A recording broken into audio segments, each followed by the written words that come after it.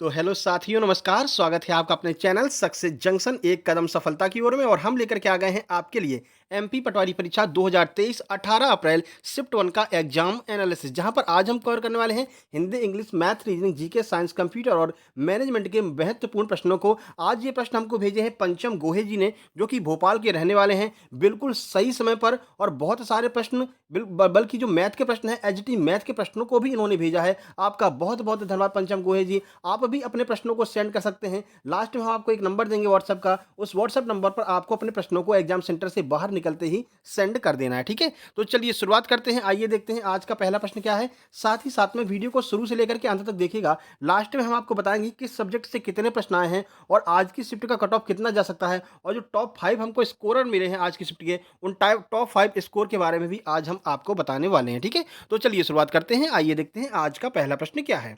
देखिए, तो थोड़ा-सा सरल ही पेपर आज देखने को मिला है। तो आज का पहला प्रश्न है, चोल राजाओं ने तमिलनाडु में कौन-सा मंदिर बनवाया था? सही आंसर है बृहदेश्वर मंदिर, या फिर इसे राजेश्वर मंदिर भी कहते हैं। चलिए कुछ जानकारी आपको देते हैं इस प्रश्न के बारे में। देखिए, इसका निर्माण 1003 ईस्वी से 1010 ईस्वी के बीच में चोल शासक प्रथम राजराज चोल ने इसका निर्माण करवाया था। उनके नाम पर इसे राजेश्वर मंदिर भी कहा जाता है, ठीक है। यह अपने समय के विश्व के विशालतम संरचनाओं में से एक था। अब देखो, कुछ महत्वपूर्ण मंदिर आपको बता दें जो आपके दक्षिण भारत के हैं, जो आपसे एग्जाम में पूछे जा सकते हैं। देखिए, तिरुपति मंदिर जो है वो वेंकटेश्वर स्वामी मंदिर है, ठीक है। मदुरै में मीनाक्षी मंदिर स्थित है। रामेश्वरम में रामनाथ स्वामी मंदिर स्थित है। कन्याकुमारी में कुमारी अम्मान मंदिर स्थित है। तो ये चारों मंदिर आपको याद रखनी है, दक्षिण भारत के मंदिर हैं, ठीक है। तिरुपति में वेंकटेश्वर स्वामी मंदिर स्थित है, याद रखना, तिरुपति में वेंकटेश्वर स्वामी मंदिर, ठीक है।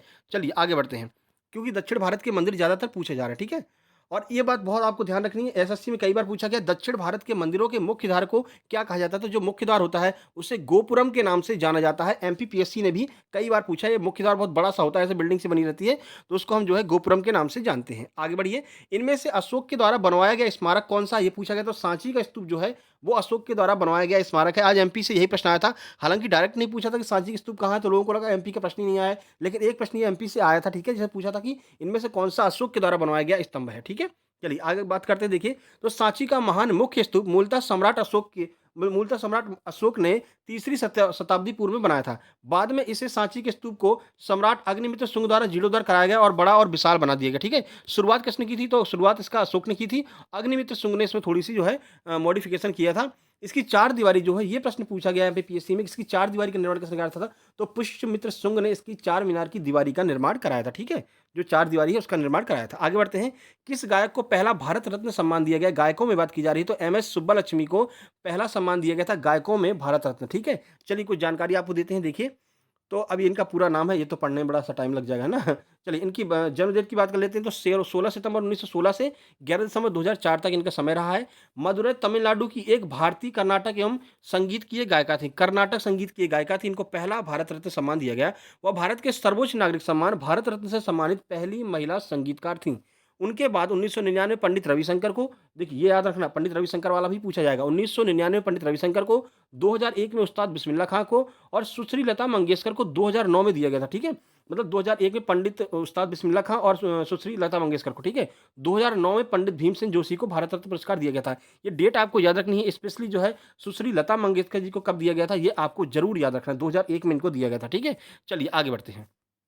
अगला प्रश्न देखिए, नियाग्रा जलप्रपात कहाँ पर स्थित है? तो सही आंसर है कनाडा में ये नियाग्रा जलप्रपात स्थित है।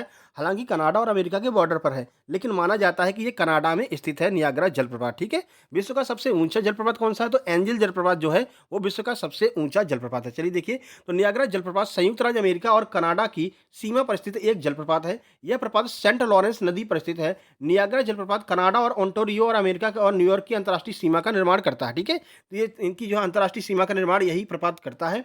नियाग्रा नदी पर यह बना हुआ है। यह जलप्रपात न्यूयॉर्क के बफेलो से 27 किलोमीटर उत्तर पश्चिम और कनाडा के टोरंटो से 120 किलोमीटर दक्षिण में स्थित है। ये पूरी जानकारी उसकी है, भौगोलिक स्थिति। बल्कि यहाँ पर एक प्रश्न आपके लिए महत्वपूर्ण है, चित्रकोट जलप्रपात को भारत का नियाग्रा कहते हैं। प्रश्न बनेगा कि भारत का नियाग्रा किसे कहते हैं? तो चित्रकोट जलप्रपात जो है उसे भारत का नियाग्रा कहा जाता है। आगे बढ़ते हैं, अगला प्रश्न देखते हैं। देवपाल के पिता का नाम क्या था, जिसने 40 वर्षों तक चंदेल वंश में जो है शासन किया था? मतलब पाल वंश में जो है शासन किया था 40 साल तक, वो कौन था? तो धर्मपाल उनका नाम था, देवपाल के पिता का नाम। चलिए कुछ जानकारी आपको देते हैं। तो धर्मपाल पाल राजवंश के राजा थे। पाल वंश के संस्थापक गोपाल, ये भी याद रखना, पाल वंश का संस्थापक कौन है? गोपाल।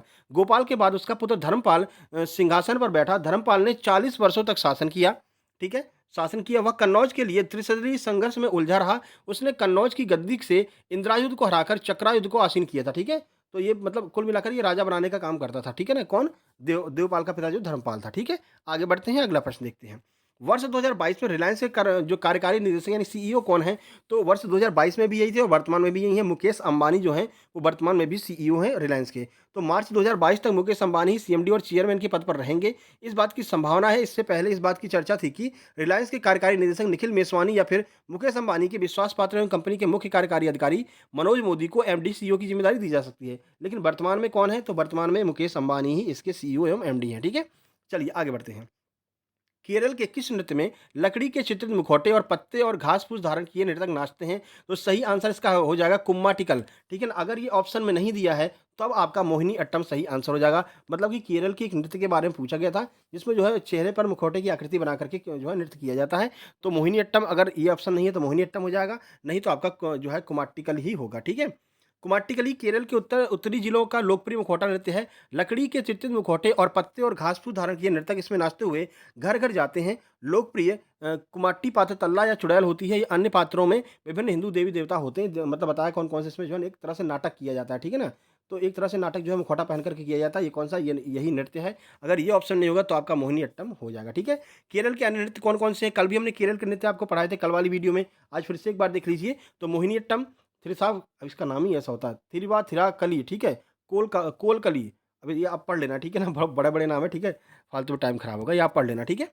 आगे बढ़ते हैं। राष्ट्रीय आय से संबंधित एक प्रश्न था। आपको पता है राष्ट्रीय आय के बारे में ऑलरेडी 2 वीडियो बना चुके हैं इकोनॉमिक्स की, वो दोनों वीडियो देख कर के जाना मेरे भाई, क्योंकि राष्ट्रीय आय से जो प्रश्न आपके जीके में भी आ रहा है और आपके मैनेजमेंट में भी आ रहा है, ठीक है? तो 2 वीडियो मैंने बनाई है, इकोनॉमिक्स बाय सक्सेस जंक्शन करेंगे, दोनों वीडियो आपको मिल जाएगी। इसमें एक बैंकिंग की है, एक जीडीपी, जीएनपी और CRR, SLR, bank rate, base rate क्या होती है, इसके ऊपर हम एक वीडियो हमने बना दी है और एक हमने अलग से बनाई। दोनों वीडियो देख कर के जाना, वहाँ से काफ़ी सारे प्रश्न आ रहे हैं, ठीक है?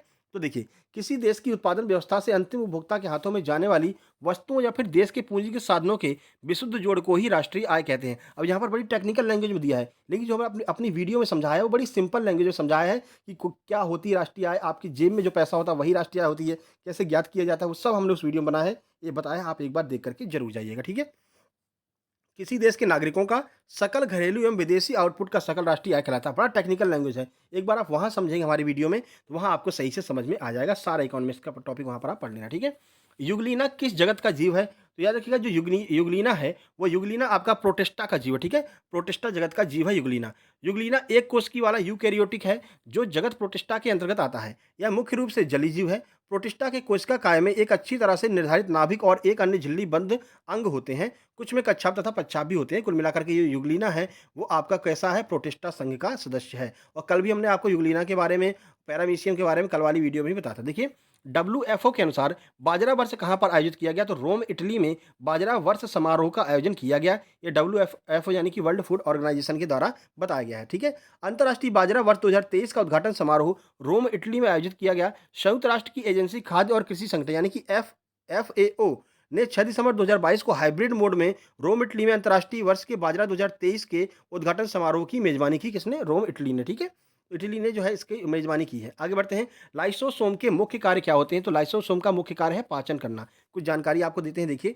तो लाइसोसोम का मुख्य काम पाचन करना होता है। इसका दूसरा काम अंतःकोशिकाई अंतःकोशिकाओं का जो है पाचन करना होता है, ठीक है? मृत कोशिकाओं का निष्कासन करना, यानी कि ये अपशिष्ट पदार्थों का निष्कासन करते, ये मतलब इसका काम ये भी है कि अपशिष्ट पदार्थों का भी निष्कासन करता है। कोशिका विभाजन में सहायता करना, यानी जब लाइसोसोम कोशिकाओं में भरते हैं तो उस समय कोशिका विभाजन शुरू होता है, ठीक है? ये लाइसोसोम के प्रमुख कार्य हो गए, ये आपको पढ़ करके जाना है, ठीक है? आगे बढ़ते हैं।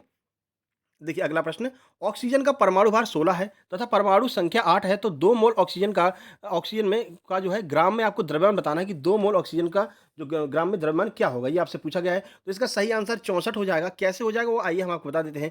मोल की संख्या ज्ञात करने का सूत्र होता है दिया गया द्रव्यमान बटे परमाणु भार, ठीक है? तो देखिए, मोल की संख्या यहाँ पर 2 दी गई है, ठीक है? और ये आपसे द्रव्यमान यहाँ पर पूछा गया है। परमाणु भार 16 दिया है, लेकिन क्योंकि दो अणुओं की पूछ रहा है तो 2 अणुओं के लिए ये 32 हो जाएगा, ठीक है? फिर जब हम इसको सॉल्व करेंगे तो एक्स एक्स एक मिनट रुकना।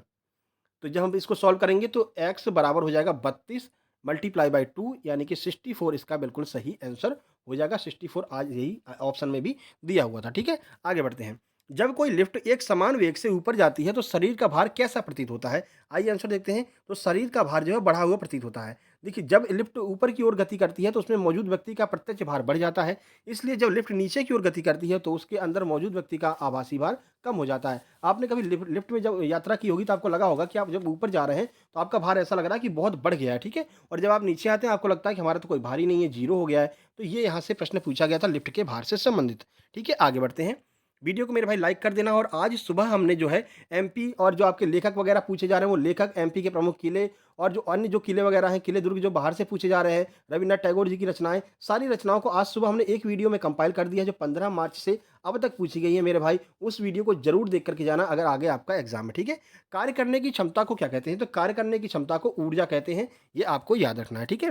देखिए, कार्य करने की क्षमता को ऊर्जा कहा जाता है। कार्य और ऊर्जा एक ही इकाई है। एसआई पद्धति में इसकी इकाई सीरीज पद्धति में ईआरजी इसका इकाई होती है। एसआई पद्धति में क्या होती है इकाई? जूल होती है, ठीक है? चलिए आगे बढ़ते हैं और अगला प्रश्न देखते हैं। देखिए, उससे पहले आपको बता दें, चौहान अकेडमी पर एमपी पुलिस एसआई और फॉरेस्ट गार्ड के नए बैच स्टार्ट हो चुके हैं। एमपी पुलिस के भी नए बैच स्टार्ट हो चुके हैं। आप जो है प्ले स्टोर से चौहान अकेडमी ऐप डाउनलोड करके वहाँ से इस बैच को ज्वाइन कर सकते हैं, ठीक है?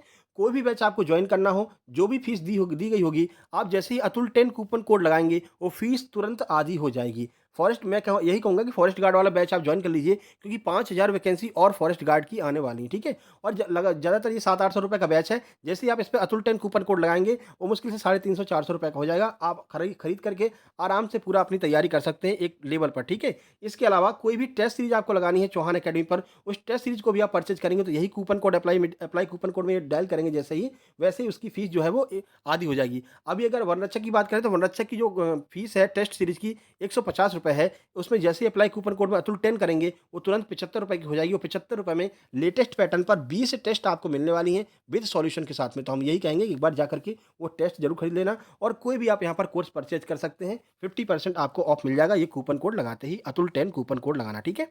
चलिए आगे बढ़ते हैं। बात करते हैं हिंदी की। तो पैरों तले जमीन खिसकना का क्या अर्थ है ये पूछा गया था। वाच्य कितने प्रकार के होते हैं ये मुहावरा पूछा गया था, ठीक है? वाच्य कितने प्रकार के होते हैं, वाच्य की ऑलरेडी हम वीडियो बना चुके हैं। कल ही हमने आपकी वाच्य की वीडियो बनाई है, ठीक है ना? उसके साथ साथ में हमने उसमें कुछ और भी कवर किया, उतना मुझे याद नहीं आ रहा है। 2 टॉपिक हमने वहाँ पर कवर किए हैं, ठीक है ना? तो वाच्य वाली वीडियो आपको जरूर देख लेना है, ठीक है? आगे बढ़ते हैं। देखिए, आहट उपसर्ग मतलब आहट जो है, आहट, आहट में कौन-सा उपसर्ग लगा हुआ है, ठीक है? आहट, आहट में कौन-सा प्रत्यय पूछा था? प्रत्यय, मतलब ये आहट प्रत्यय वाला कौन-सा उपसर्ग है? तो उसमें चिल्लाहट जो है वो उसका सही आंसर था, ठीक है ना? आगे बढ़ते हैं। कनक, कनक में अगर एक का अर्थ धतूरा है तो दूसरे का अर्थ क्या है? तो दूसरे का अर्थ स्वर्ण हो जाएगा, सोना हो जाएगा, ठीक है? कौन-सा विसर्ग संधि का उदाहरण नहीं है? वो ऑप्शन दिए थे, उसमें से विसर्ग संधि का जो उदाहरण नहीं है वो आपको पूछना था, ठीक है? मुहावरे बता दिए। स्त्रीलिंग और पुल्लिंग पूछा गया है, समास पूछा गया है आज, चिन्ह से संबंधित प्रश्न पूछे गए हैं, तत्सम तद्भव के 3 प्रश्न। हाँ, यही तत्सम तद्भव और वाच्य, ये दोनों की वीडियो एक साथ में हमने जो है बनाई है, तत्सम तद्भव और वाच्य। जो तत्सम तद्भव है ना वो हमने आपको ट्रिक के द्वारा आपको याद कराए हैं कि कैसे आप ट्रिक से तत्सम तद्भव, किसी भी तत्सम तद्भव को बना सकते हैं, पहचान सकते हैं और तत्सम को उसमें तद्भव में चेंज भी कर सकते हैं। ये भी हमने आपको बताया है, वो वीडियो जरूर देख लेना, ठीक है? सर्च कर लेना तत्सम तद्भव बाय सक्सेस जंक्शन, आपको मिल जाएगी, ठीक है? पर्यायवाची के 2 प्रश्न हैं, कर्मवाची और भाववाची के 2 से 3 प्रश्न थे। शुद्ध अशुद्ध वाक्य आज आपसे 2 से 3 शुद्ध अशुद्ध पूछे गए हैं, ठीक है? अनेकार्थी शब्द भी पूछे गए थे। बात कंप्यूटर की करते हैं तो कंप्यूटर में आज CROM यानी कि क्रोम का फुल फॉर्म पूछा था। DNS की फुल फॉर्म पूछी गई थी। जावास्क्रिप्ट से 1 से 2 प्रश्न था। ECS का उपयोग यानी एस्केप की का उपयोग कहाँ पर किया जाता है ये पूछा गया था, तो शब्दों को मिटाने के लिए। MS वर्ड से पूछा गया था। सॉफ्टवेयर से 1 से 2 प्रश्न थे। वायरस से भी 1 से 2 प्रश्न पूछे गए थे। बात अगर मैथ की करते हैं तो देखिए, मैथ में एक प्रश्न था, 12.5% की दर से 3 वर्ष का ऐसा CI जो है वो 299.70 रुपए है, तो मूलधन क्या होगा? यानी कि इसमें आपकी कैलकुलेशन को चेक करने की बात की गई है, पॉइंटों में यहाँ पर दिया गया है और आंसर जो है वो भी आपका पॉइंटों में ही दिया गया था, ठीक है? ये सवाल पूछा गया था। और सवाल देखिए, एक समकोण त्रिभुज का आधार 9 सेंटीमीटर है, उसका क्षेत्रफल 81 है, तो उसकी ऊंचाई आपको ज्ञात करनी थी कि उस त्रिभुज की ऊंचाई क्या है? तो आप समझते हैं पाइथागोरस वाला वही प्रमेय लग जाएगा, ठीक है ना? कैसे लगेगा जान रहे हैं? समकोण का आधार ये 9 है, ठीक है? और और जो क्षेत्रफल है वो क्षेत्रफल 1/2 आधार गुणा ऊंचाई, यहाँ पर 81 लिख देंगे और यहाँ से पाइथागोरस प्रमेय से उसकी ऊंचाई आप आराम से निकाल लेंगे, ठीक है? क्षेत्रफल दिया रहता है तो आप ऊंचाई आराम आराम से निकाल सकते हैं। सीआईएसआई के 3 और 4 साल के अंतर वाले प्रश्न भी पूछे जा रहे हैं मेरे भाई। सीआईएसआई के 5 से 6 प्रश्न पूछे जा रहे हैं, जिनमें एक प्रश्न तो हमने आपको बता दिया, सिंपल सा है, बस कैलकुलेशन फास्ट है। इसके अलावा 3 और 4 साल के अंतर वाले प्रश्न भी आज पूछे गए, ठीक है। बोर्ड मास के 2 प्रश्न आज पूछे गए थे। नंबर ऑफ जीरो फाइंड करने के लिए एक प्रश्न पूछा गया था, ठीक है। मिसिंग नंबर से 2 से 3 प्रश्न, प्रॉफिट लॉस के मार्केट प्राइस यानी कि एमपीएसपी वाले जो प्रश्न होते हैं प्रॉफिट लॉस के, वो पूछे गए हैं। सक्सेसिव डिस्काउंट का 3 प्रश्न आज पूछा गया था, ठीक है। अलजेब्रा का एक प्रश्न, परसेंटेज के 3, सिंप्लीफिकेशन के 2, रेशियो और रेशियो का एक है, बोट एंड स्टीम का भी एक प्रश्न है, ठीक है। बाकी जो प्रश्न उन्होंने हमको भेजे हैं, उसका जो पेज है ना जिस पर लिख करके भेजे हैं, वो हम अपने टेलीग्राम चैनल पर डाल देंगे। सक्सेस जंक्शन के नाम से टेलीग्राम चैनल है, ज्वाइन कर लेना, आपको वहाँ पर वो पेज पूरा मिल जाएगा जिस पर उन्होंने प्रश्न लिख करके हमको भेजा था, ठीक है। आगे बढ़ते हैं, प्रायिकता का भी एक प्रश्न है। बात रीजनिंग की करते हैं तो दिशा और दूरी के 3 प्रश्न थे। वर्ग काउंटिंग करने के लिए आया था, कल त्रिभुज आया था, आज वर्ग आया है। मिसिंग नंबर से प्रश्न पूछे गए हैं। कथन निष्कर्ष के 2 प्रश्न, ब्लड रिलेशन के 2 प्रश्न, सिटिंग के 3 प्रश्न, मिरर इमेज का 1 प्रश्न, नंबर सीरीज के 3 प्रश्न, एनालॉजी के 2 प्रश्न और नेक्स्ट इमेज अगली आकृति कौन होगी उसके 3 प्रश्न पूछे गए, ठीक है। बात प्रबंधन की करते हैं। प्रबंधन में पूछा गया था, अगर आप अपने दोस्त को लोन दिलाते हैं तो आप बैंक के लिए क्या कहलाएंगे, ठीक है। फेयोल के नियम से जो है 2-3 प्रश्न, फेयोल के नियम क्या आए थे। संगठन के 2 प्रश्न, कौन सा प्लानिंग का हिस्सा नहीं है, ये पूछा गया था, 4 ऑप्शन दिए गए थे। एक प्रश्न प्रबंधन का था, मार्केटिंग के 2 प्रश्न और जो जो आपका लॉजिकल प्रबंधन है उससे भी 3 से 4 प्रश्न थे। लॉजिकल प्रबंधन की वीडियो हमने बना दी है, case study bye success junction, search करेंगे आपको देखने को मिल जाएगी। वहाँ पर हमने आपको बताया कि वो लॉजिकल वाले प्रश्न हैं, उसमें कैसे सोच करके कैसे आपको उसका आंसर निकालना है, एक बार देख करके जरूर जाना, ठीक है। चलिए, ये मेन बात आ गई इंग्लिश की। इंग्लिश में पीक्यूआरएस के 8 प्रश्न थे, 2 वीडियो पीक्यूआरएस की अपलोड की हैं। परसों एक और मित्र हमारे राहुल जी, उन्होंने बताया कि सर उस वीडियो से बड़ी फ़ायदा मिली है हमको, और आज जो है इन्होंने भी हमको बताया है कि इस वीडियो से, जो हमने 2 वीडियो पीक्यूआरएस की बनाई हैं, उस वीडियो से इनको बहुत ज़्यादा फ़ायदा हुआ और उन्होंने आराम से प्रश्नों को सॉल्व कर लिया। एक्टिव वॉइस, पैसिव वॉइस के 4 प्रश्न आए थे और एक्टिव पैसिव की भी हमने 2 वीडियो बना दी है, एक एडवांस लेवल की, एक नॉर्मल। दोनों वीडियो आपको देख करके जाना, सर्च करना active passive by success junction, मिल जाएगी आपको, ट्रिक के द्वारा हमने वहाँ पर सॉल्व कराया, ठीक है। नरेशन की 4 प्रश्न आए थे, नरेशन की भी 2 वीडियो बनी हुई हैं, आप सर्च करके आराम से नरेशन बाय सक्सेस जंक्शन, उसमें भी आप जो है ट्रिक के द्वारा हमने उसमें बताया कैसे आप नरेशन आराम से कर सकते हैं, देखते ही आंसर लगा सकते हैं, ठीक है। उसके बाद सब्जेक्ट वर्क एग्रीमेंट से भी 2 प्रश्न था, उसका एरर फाइंडिंग के 2 प्रश्न थे, मिस स्पेल्ड के भी 2 प्रश्न थे, इडियम्स के 2 प्रश्न और सिनो एंटो भी 2 प्रश्न आए हुए थे, ठीक है। आगे बढ़ते हैं, देखिए ओवरऑल सब्जेक्ट की बात करते हैं तो मैथ और रीजनिंग को मिलाकर के कुल 65 प्रश्न आज आए हुए थे। साइंस और जीके के कुल 40 प्रश्न आए थे। इंग्लिश के लगभग 25 प्रश्न, मैनेजमेंट के 18 से 19 प्रश्न मैनेजमेंट के आए हुए थे। हिंदी के आपके 25 प्रश्न, कंप्यूटर के 20 से 22 प्रश्न आज पूछे गए थे। आइए देखते हैं टॉप स्कोरर क्या-क्या मिले हैं हमको आज। टॉप 5 स्कोर की बात करते हैं तो 152 नंबर टॉप स्कोरर रहा है, उसके बाद 148, 143, 140 और 130, ये आज हमको टॉप स्कोरर मिले हैं, यानी कि आज का एग्जाम जो है वो ठीक-ठाक था, ज़्यादा कठिन नहीं था। तो आज के कट ऑफ की बात करते हैं तो 140 प्लस ये आज का कट ऑफ जाने वाला है, ये आपको अपने दिमाग में सोच कर रखना है, ठीक है। अब ये नंबर याद रखिए, इस नंबर पर आपको अपने जो है प्रश्नों को व्हाट्सएप कर देना। जैसे आज ये इन्होंने जो है हमारे पास में मैसेज सेंड किया है, उनके लिए भी बहुत-बहुत धन्यवाद। उन्होंने तुरंत हमको मैसेज सेंड कर दिया था 7052547003। कृपया इस पर कॉल मत करना, कॉल रिसीव नहीं होगा। आपको हमसे कुछ भी पूछना है, कोई भी जानकारी चाहिए, ये हमारी इंस्टाग्राम आईडी है, इसको फॉलो करके इस पर आप मैसेज कर सकते हैं। मिस्टर अतुल 800 के नाम से फॉलो करेंगे तो हम आपको मिल जाएँगे। फॉलो करके आप जो है मैसेज अपना कर दीजिए, तुरंत आपको हम रिप्लाई कर देंगे, ठीक है। चलिए, ये हमारा टेलीग्राम चैनल है, इसको आपको ज्वाइन कर लेना है, यहाँ पर आपको इसकी पीडीएफ मिल जाएगी।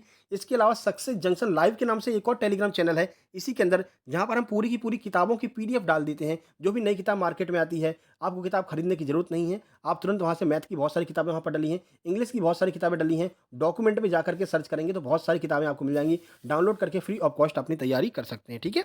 चलिए, ये वीडियो पसंद आई, वीडियो को लाइक कर देना मेरे भाई। जल्द ही मिलते हैं शाम वाले एग्जाम एनालिसिस में। शाम को किसी का भी एग्जाम हो मेरे भाई, तुरंत यार मैसेज कर दिया करो, अपने प्रश्नों को जरूर भेज दिया करो। जैसे कि आज ये भाई ने आज सेंड कर दिया, इनको बहुत बहुत धन्यवाद है, ठीक है ना, और बिल्कुल सही टाइम पर उन्होंने सेंड किया है, ठीक है। तो पंचम गोहे जी को बहुत बहुत धन्यवाद है। चलिए, जल्द ही मिलते हैं एक नई वीडियो में, तब तक के लिए नमस्कार, धन्यवाद।